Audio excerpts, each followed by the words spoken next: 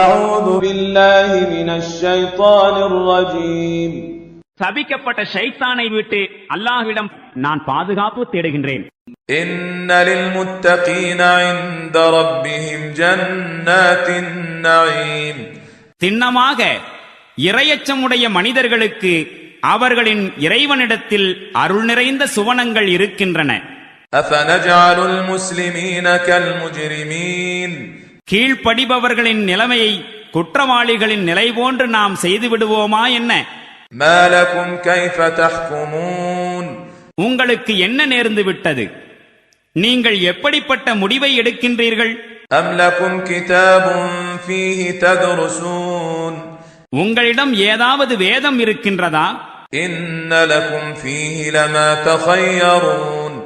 நீங்கள் உங்களுக்கு எதை விரும்புகின்றீர்களோ அது உங்களுக்கு அங்கே அவசியம் கிடைக்கும் என்று அந்த வேதத்தில் நீங்கள் படிக்கின்றீர்களா? أم لكم أيمان علينا بالغة إلى يوم القيامة إن لكم لما تحكمون.